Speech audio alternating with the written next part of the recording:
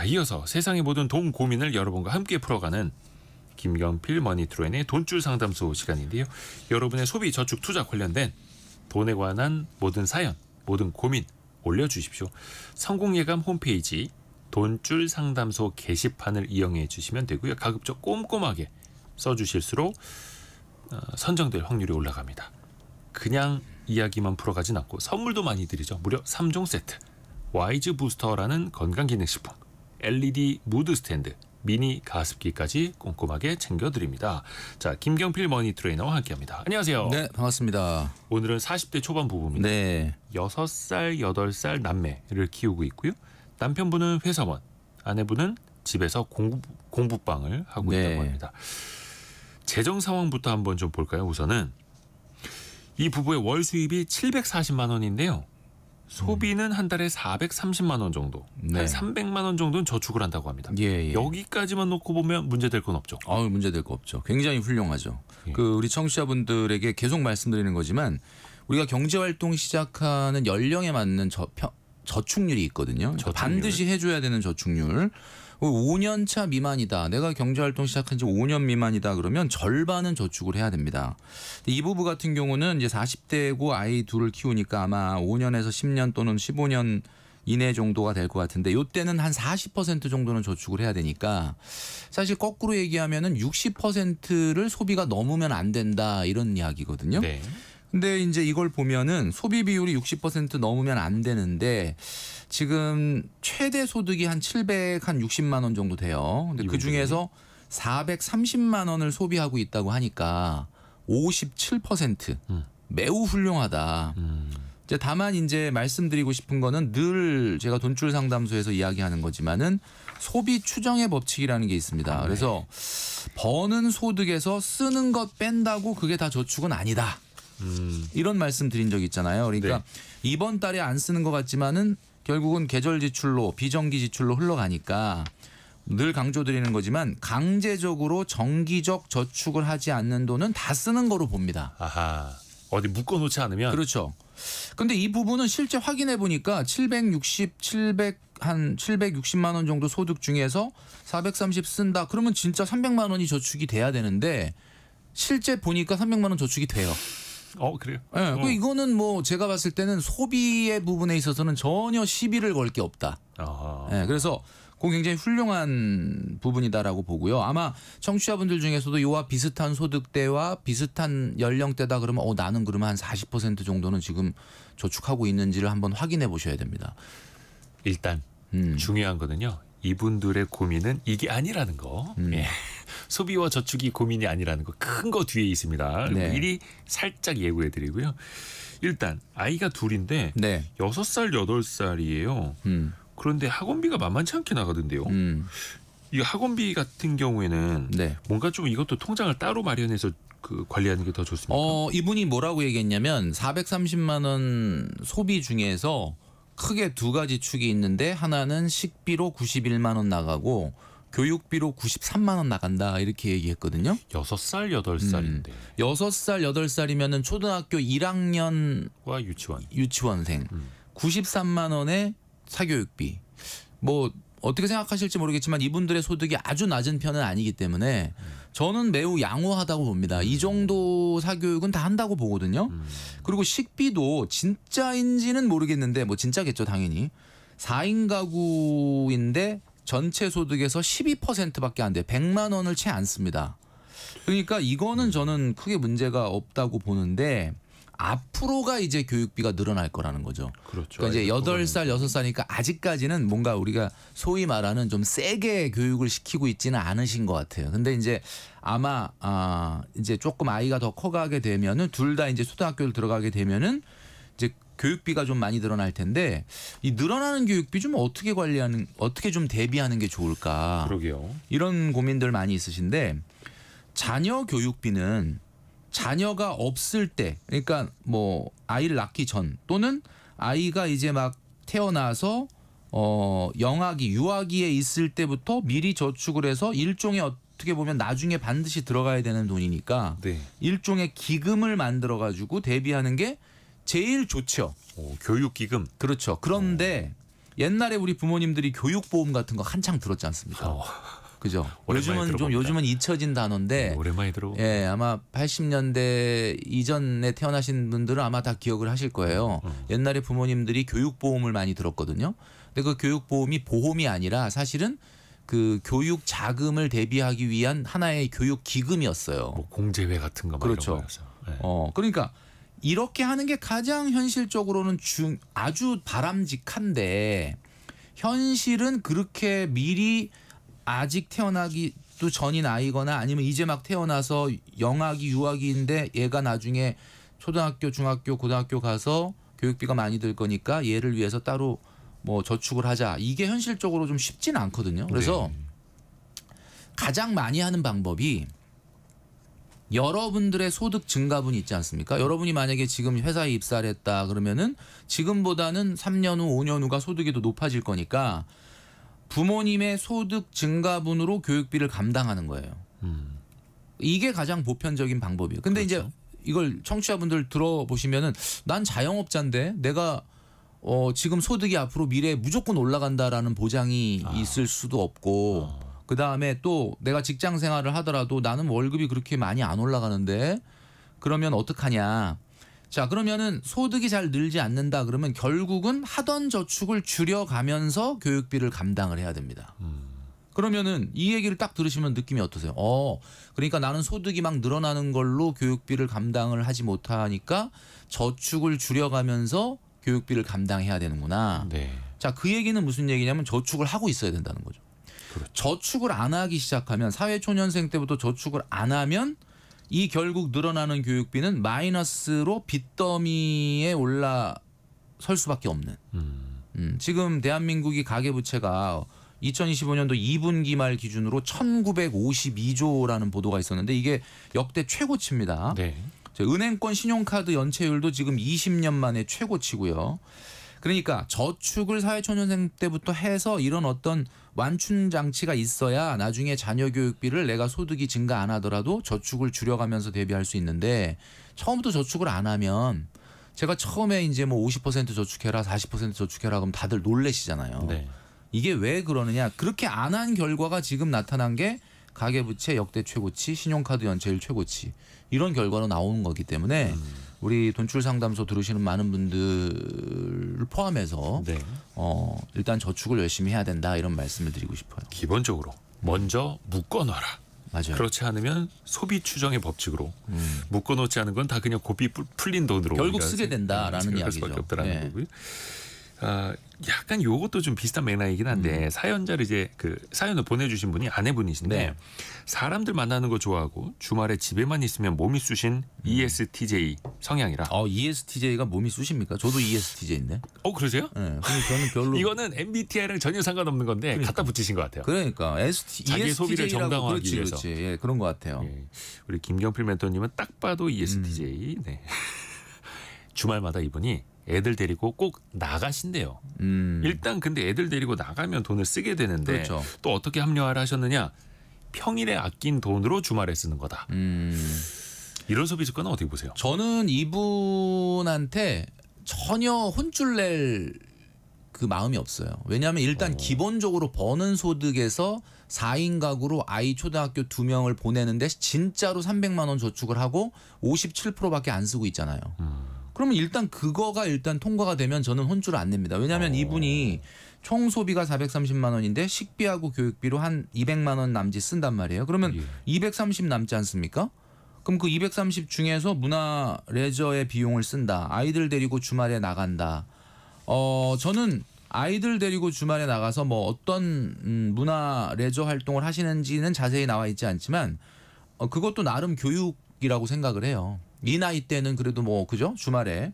그러니까 생애 주기에 맞는 저축률과 소비율만 지켜진다면 저는 이거는 아무 문제 없다. 뭐 이분이 우리가 보통 그 돈줄 상담소에서 슬기로운 소비 생활 얘기할 때 문화 레저 비용 10% 이내로 써라.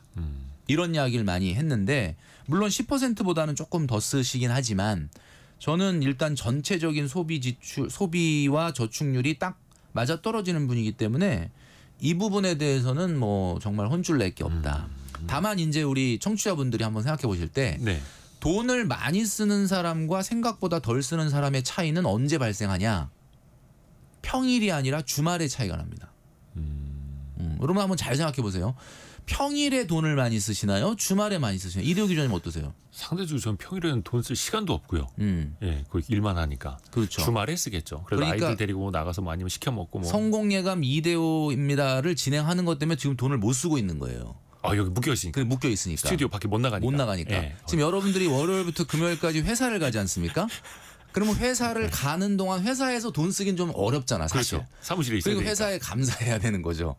만약에 내가 계속해서 여가 생활을 보낸다 그러면 그러니까 우리가 주말도 여가 생활이 두 가지 타입이 있는데 예. 뭐 예를 들면 우리가 밖에 나가서 막 뭔가 엔터테인이라 그러죠. 네. 좀 나는 평일날 고생을 많이 했으니까 나 좀 즐겁게 해봐. 즐기는 것들. 라고 하는 것들을 하면 당연히 돈이 많이 들어가요. 그런데 이제 반대로 나는 땀을 안 흘리고 상대방이 땀을 흘려서 나를 즐겁게 해주는 거, 뭐 공연을 본다든지 뭐 이런 엔터테인을 하면은 돈이 많이 돈이 나가는데 들죠.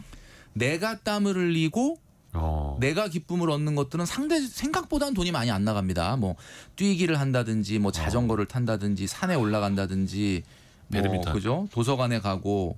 그 다음에 운동을 하고 뭐 전통시장을 가서 장을 보고 이렇게 내가 땀을 흘리는 활동을 하면은 돈이 생각보다 덜 나간다는 거죠. 그래서 주말을 그렇다고 너무 즐기는 걸 하지 않으면 전혀 안 할 수는 없으니까 예. 반반 정도로 했으면 좋겠어요. 그러니까 여러분들의 여가 생활이 정말 즐기는 거에만 집중되어 있는지 아니면 내가 땀을 흘리면서 뭔가 참여하는 거 있는지 이런 걸 좀 균형감 있게 하시면은 좀 비용이 좀 적게 들지 않을까.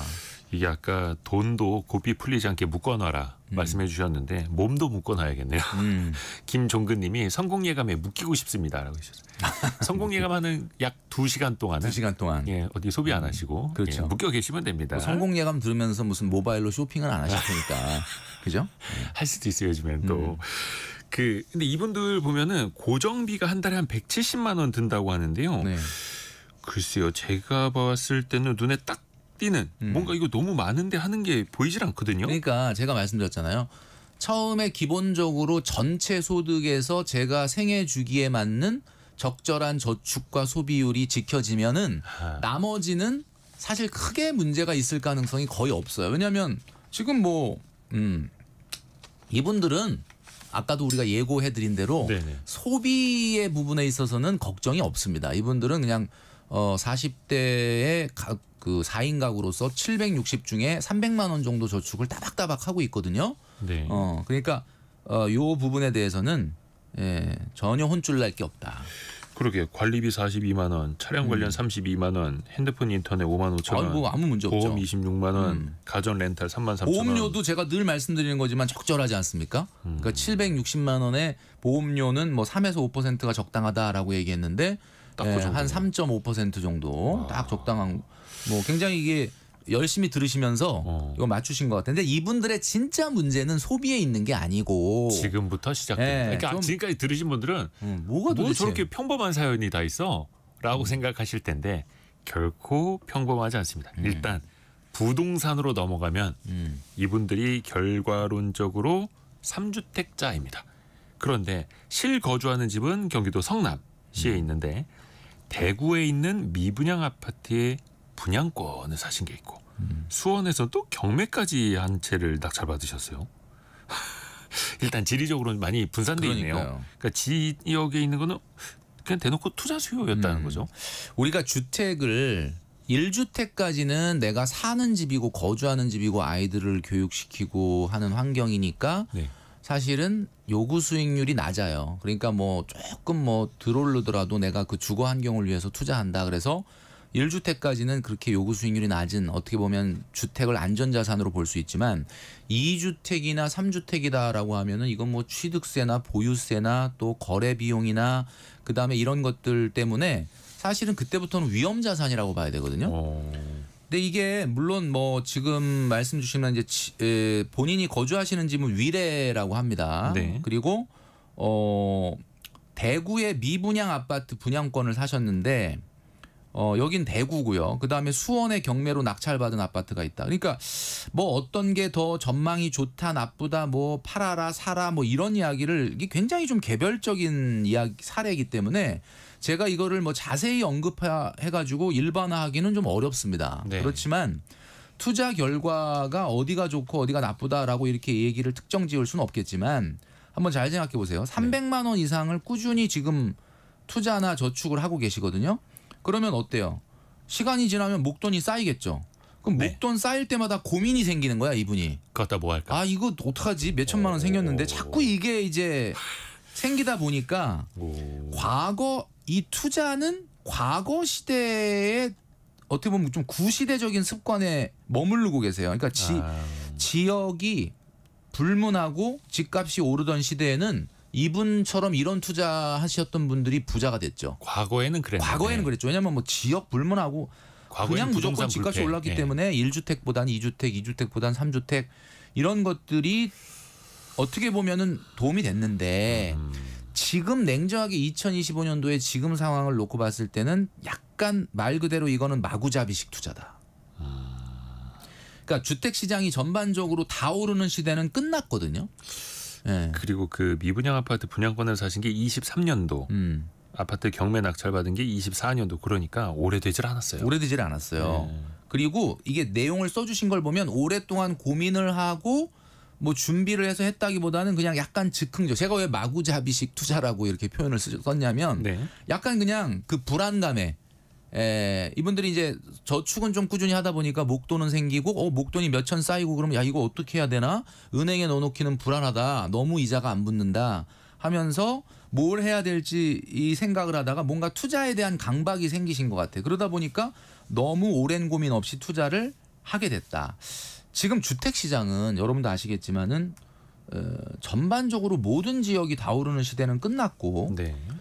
초양극화가 진행이 되고 있습니다. 초양극화라는 표현을 쓰는 이유는 무엇을 상상하든 그 이상을 보게 되기 때문에 우리가 초양극화, 특정 지역으로의 쏠림 현상이 발생하는데 최근에 그 새 정부 들어와서 대출 규제라든가 이런 어떻게 보면은 수요 억제 대책이 나오게 된 원인도 전 지역 그러니까 뭐 서울 수도권 전국이 다 올라서 나왔다라기보다는 대책이 뭐 여러분도 아시겠지만 한강벨트를 어떻게 보면은 중심으로 한 아주 몇 개 특정 지역들의 신축 이런 지역들이 조금 오르다 보니까 이렇게 올라가는 현상이 다른 주택들로 풍선 효과로 번지기 전에 차단을 해야 되겠다라는 것으로 지금 대책이 나온 거거든요. 그러니까 사실은 실질적으로는 지방이라든지 특정 몇 개 지역을 제외하고는 그다지 그렇게 상승세가 높지 않았습니다. 그래서 이런 걸 봤을 때는 이분 같은 경우는 이 세 채를 갖고 있게 되면 어떤 위험이 발생하느냐. 첫 번째 관리의 위험, 그다음에 세금의 위험, 그다음에 거래 비용 증가의 위험. 이게 신경 써야 될 게 한두 가지가 아니거든요. 그래서 저는 그냥 뭐 아주 개별적으로 이건 어떻고 저건 어떻다라고 자세하게 일반화해서 얘기하기는 좀 어렵지만은 전략 자체가 이분은 굳이 2, 3주택 전략으로 가야 될 이유가 없는 안정적인 현금 흐름을 갖고 있는 분이기 때문에 요건 조금 미래에 좀 수정을 해야 되지 않을까라는 생각을 합니다. 그 이분도 그 고민을 하시는 게 당장 대구에 있는 그 아파트 내년 2월에 입주가 시작된다고 합니다. 네. 반년밖에 안 남았어요. 그 전에 파는 게 목표라고 하세요. 근데 돈 때문에 최악의 경우에는 지금 사는 그 성남 지역에 있는 아파트를 전세로 돌리고 현금을 마련해야 하는 상황이다. 그러니까 거거든요. 이 아파트가 미분양 아파트다 보니까 중도금 대출을 무이자로 해줬으니까 계약금만 내고 지금 어찌어찌 지금 잔금 내년 2월 입주까지 왔는데 지금 생각을 해보니까 지금 마이너스 P가 붙어 있는 상태다라는 거거든요.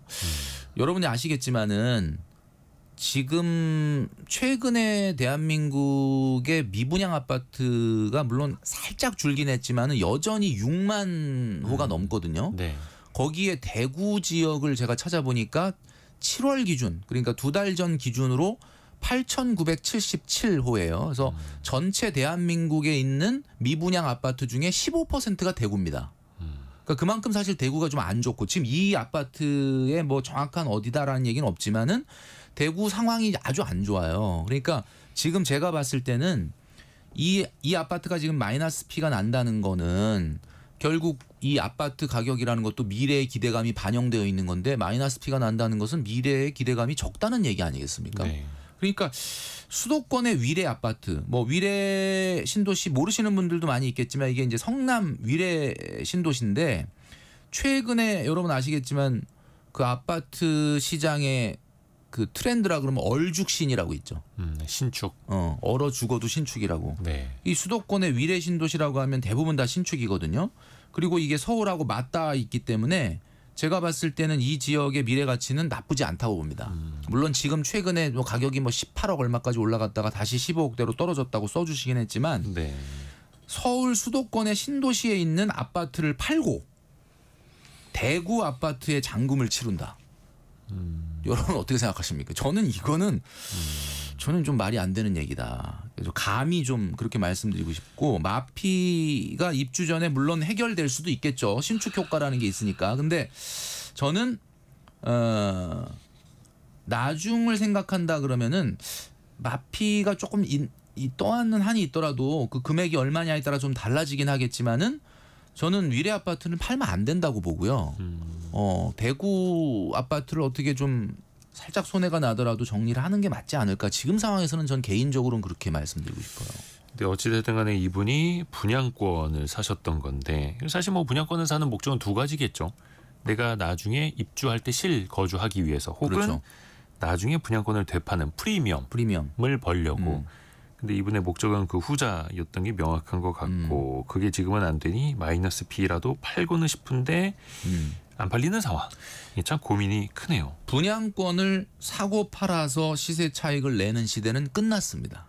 네, 제가 분명히 말씀드리지만 이 엄청난 입지, 그러니까 소위 말하는 모든 사람들이 들어가고 싶어하는 입지는 당첨 확률 자체가 뭐 이건 뭐 거의 로또 되는 것만큼 어렵거든요.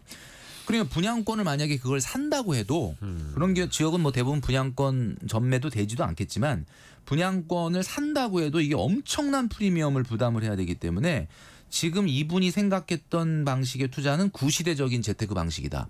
그러니까 이분이 충분히 저축도 열심히 해서 목돈을 잘 모으고는 있지만 너무 그 재테크 트렌드가 부동산에 쏠려 있고 과거 트렌드에 쏠려 있다 보니까 주택을 한 개, 두 개, 세 개 이렇게 사면 뭔가 그래도 좀 수익이 나지 않겠냐라고 생각하지만 지금은 그런 시대가 아니다.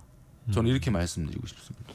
김진우님이 아파트 투자 섣부르게 하다가 진짜 신용불량자로 수직 낙하합니다. 욕심부리다 전부 날리는 수가 있습니다. 뭐 이분 같은 경우는 그 정도는 이렇게. 아니겠지만 뭐 자산이 있으시기 때문에. 그러니까 지금의 부동산 시장은 예전의 부동산 시장이 아니다. 이런 지적들도 지금 막 글로 올라오고 맞아요. 있는데요. 또 하나가 있습니다. 네. 근데 거기에다가 이게 23년도에 산 대구의 미분양 아파트도 머리가 좀 아프신 상황인데 지난해 경매로 한 채를 더 낙찰받은 거예요. 수원 지역에 있는 거. 근데 이분도 사연에 써주셨습니다만 얼떨결에 낙찰받았다고.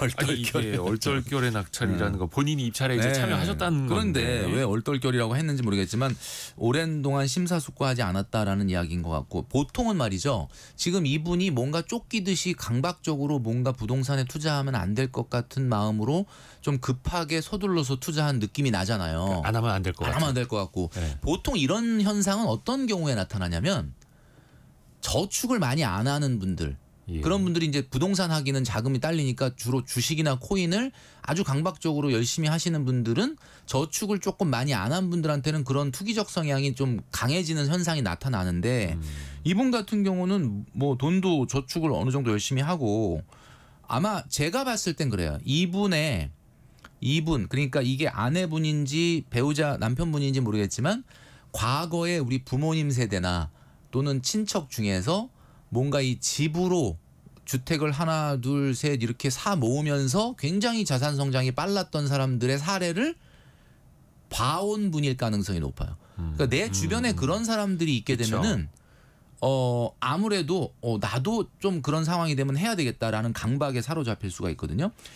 자, 경매에 관심 갖는 분들이 많이 있습니다. 경매를 통해서 굉장히 괜찮은 부동산을 싸게 낙찰을 받아서 시세 차익을 보는 경우는 어떤 거냐면 남들이 잘 관심을 안 갖는 호텔 그런 것들을 경매로 낙찰받아서 리모델링을 해서 뭐 굉장히 비싸게 판다든지 그다음에 일반 주택 또는 상가 건물 같은 것들을 굉장히 싸게 낙찰받아서 시세 차익을 보는 경우는 많은데 이 경매하시는 분들은 아시겠지만은 아파트는 말이죠. 생각보다 굉장히 싸게 낙찰을 받았다고 하더라도 권리 분석 이후에 세입자 내보내고 어쩌고 저쩌고 하면은 시세보다 그닥 그렇게 싸지 않다라고 하는 분들이 굉장히 많거든요. 그러니까 무슨 얘기냐면 경매로 어렵게 낙찰을 받았는데 별로 남는 게 없어. 뭐 한 5% 싸게 산 것 같아. 이런 분들이 되게 많아요. 아파트는. 특히 이분도 결과적으로 이제 이 낙찰을 받으면서 3주택자가 된 거예요. 그렇죠. 그럼 3주택자는 취득세율이 8%까지 8%입니다. 엄청나게 높아지지 않습니까? 이거 이미 그러니까 엄청나게 이 비싼 세금을 물었고 보유세 나중에 양도소득세가 또 문제일 거 팔 때. 그러니까 사실 물론 이게 뭐 차익은 거의 못 보실 것 같기는 합니다만. 그렇죠. 뭐 양도소득세 내 돈이 없을 뭐 양도 차익이 있어야 양도소득을 내는 그렇죠, 거긴 그렇죠. 하지만 그러니까 이분이 뭔가 우리가 바둑으로 얘기하자면 좀 디테일하게 마무리라기보다는 포석 단계에서 뭔가 실수를 한 거예요. 너무 확확 두셨어요. 그러니까 너무 포석 단계, 포석이라는 건 이제 재테크의 큰 그림을 그리는데 잘 보십시오. 이분 같은 경우에 위례 아파트가 15억 정도 되는데 대출이 한 1억 7천 있고요. 그다음에 지금 대구의 아파트야 뭐 내 돈 들어간 거 3천만 원밖에 없으니까 거의 뭐 순자산 없고 경매 아파트도 4억 6천 정도에 낙찰 받으셨으니까 이분의 순자산은 부채 빼더라도 얼추 한 16, 7억 정도 되시는 분이거든요. 그럼 16, 7억 정도 되고 위례에 사시고 소득이 760만 원인데 굳이 뭘 이렇게 굉장히 이렇게 뭔가 위험 자산으로 강박적으로 투자하는 이유를 잘 모르겠다. 조금 좀 이렇게 구조 조정을 하셨으면 좋겠어요. 그래서 부동산에 너무 쏠려 있는 비중을 내 집 어쩔 수 없이 1가구 1주택 하나 빼고는 조금 금융자산으로 좀 구조조정을 하시는 게 맞지 않을까라는 생각을 합니다. 권혁중님이 부동산은 무슨 주식처럼 생각하신 것 같다라고 그러니까요. 보내주셨고 약간 그런 느낌이 들어요. 또 이제 좀 불편하신 분들도 계실 겁니다. 정혜리님이 부동산을 이제 수도권 집중을 부추기는 그런 언론이 좀 그러는 것 같다. 또 지방 부동산 분양권 말고 수도권에 집중하라고 너무 쉽게 말씀하시는 거 아니냐라고 또 이제 그렇게 생각할 수 있습니다. 저도 말하면서 이제 그런 생각이 들었어요. 아마 지방에 계신 분들 좀 불편하실 수 있다라고 생각하실 것 같다. 이게 또 근데 현실이기도 하고요. 그렇죠. 왜냐하면 또 지방에서 미분양이 나고 역 프리미엄, 마이너스 프리미엄이 나고 이게 또 현실이다 보니까요. 근데 뭐 사실 그렇다고 뭐 서울이 다 오른다. 저는 늘 말씀드리지 않습니까? 이제 과거처럼 부동산이 올라가는 시대는 끝났다. 그러니까 내가 조금 안 올라가도 크게 문제 없어라고 하는 1주택을 갖고 있는 사람들은 문제가 없죠. 왜냐하면 1주택이라는 건 내가 뭐 생각한 것보다 많이 안 올라가도 내가 실제로 거주하는 곳이니까 내가 요구 수익률 자체가 낮지 않습니까? 이제 그런 1주택은 상관없는데 막 2주택, 3주택은 진짜 이거는 수익이 나야만 되는 거잖아요. 그래서 그런 부분에 있어서를 말씀드린 거예요. 그리고 이분이 지금 3주택자신데 청약통장에도 계속 꼬박꼬박 저축을 하고 계세요. 아니 이거는 나중에 하나 더 청약을 하시려고 하는 건지 아니면 그냥 저축 개념으로 생각하시는 건지는 모르겠습니다만 이 청약통장은 3주택자 입장에서 어떻게 생각을 해야 될까요? 그냥 뭐 저축이라고 생각하고 하시는 거죠. 그러니까 이분이 이제 현재 기준으로는 이 청약통장을 어디다 써서 사용할 수 있는 거는 좀 불가능하니까. 근데 이제 금액이 여기 들어간 금액이 한 730만 원 정도 되거든요. 730만 원 이렇게 남편분이 그리고 본인 2천만 원이나 들어가겠네요. 2천만 원. 그러니까 730 그리고 1,300 두 개 합쳐서 그러니까 2천이 넘어요. 2천이 넘어요. 그러니까 이거는 글쎄요, 뭐 이거는 뭐 하셔도 상관은 없는데 굳이 이걸 유지할 이유는 없지 않을까. 그런 생각을 합니다. 이미 3주택자여서 그 부동산 때문에 고민을 하고 계시는. 그래서 제가 한 가지 더 말씀드리면 그러면 이 대구 부동산 그러니까 내가 위례를 팔아서 좀 자금을 마련해서 대구를 이거 분양 입주를 어떻게 보면은 잔금을 치러야 되냐라고 얘기를 하신다 그러면 하시지 마시고요. 또 한 가지 고민이 뭐냐면 이분이 근데 이제 지금 이 위례 아파트가 나빠서라기보다는 본인이 이직을 최근에 하셨대요. 그래가지고 직장이 좀 멋인 것 같아 위례에서. 그러니까 좀 이사를 하고 싶은데 대구에 돈도 모자라고 하니까 그러면 위례를 팔아버릴까 뭐 이런 생각을 하셨다 그러는데 여러분 보유하고 거주를 꼭 같이 가져갈 필요는 없지 않습니까? 그러니까 위례는 제가 말씀드렸던 것처럼 뭐 이건 뭐 제가 지극히 제 개인적인 생각이지만 어쨌든 서울 수도권에 서울과 맞닿아 있고 신도시고 신축이기 때문에 제가 봤을 때는 상대적으로는 미래 가치가 나쁘지 않다고 봤을 때 이거는 그냥 전세를 주시고 이사를 가신다면 조금 더 나은 직장 가까운 곳으로 가셔서 전세를 사시는 것이 어떨까? 저는 이렇게 말씀드리고 싶습니다. 좋습니다. 그리고 이제 금융자산 이야기를 좀 해볼게요. 이 부분에 이분들의 자산이 대부분 부동산에 이제 치중돼 있고 금융자산의 비중이 너무 없더라고요. 너무 없어요. 그리고 매달 모으는 돈의 80% 이상을 주식 투자용으로 넣고 계시고. 그러니까 최근에 이제 주식으로 좀 많이 좀 그 비중을 높이고 계시는 것 같아요. 근데 그게 또 잘 되지는 않은 것 같고 일반적으로 40대 초반 부부라고 하면 4인 가족이라고 하면 네. 좀 저축과 투자의 비중 좀 어떻게 나누는 게 좋을까요? 만약에 이분이 내 집 마련이 안 돼 있는 상태고 지금 자본을 모아가야 되고 내 집 마련이 미래에 달성이 돼야 된다 그러면 7대 3 정도로 70%는 저축 30% 이내로 투자가 가야 된다고 저는 말씀드리고 싶은데 네. 이분은 이미 집도 있고 집이 너무 과하게 있죠. 그러니까 이분은 오히려 이 정도의 자산, 그러니까 제가 말씀드렸던 것처럼 순자산으로도 16억, 17억 이상이 있으시고 현금 흐름도 나쁜 편이 아니기 때문에 투자 성향만 맞으면 저축과 투자 비율을 50대 50으로 하셔도 저는 좋다고 봅니다. 지금 최근에 이제 나스닥 같은데 미국 주식에 투자를 하시기 시작한 것 같은데 네. 뭐 최근에 이제 미국 나스닥 워낙 시장이 또 뭐 계속해서 이제 신고가를 기록할 정도로 좋으니까. 근데 많은 분들이 이제 우려하는 게 투자 비중을 높이고 싶어도 역사적 고점이라는 논란도 있고 뭐 최근에 뭐 썰이긴 하지만 뭐 9월에 뭐 미국 경제 위기설도 있고 뭐 이런 여러 가지 좀 워낙 이제 고공행진을 했다 보니까 미국 주식에 이게 좀 대세라는 건 알겠지만 들어가는 걸 망설이는 분들이 있는데 그럴 때 좀 대체 이런 고민을 하시는 분들한테 이제 좀 그래도 드릴 수 있는 말씀이 개별 종목보다는 ETF 같은 거를 하는 게 좋겠다.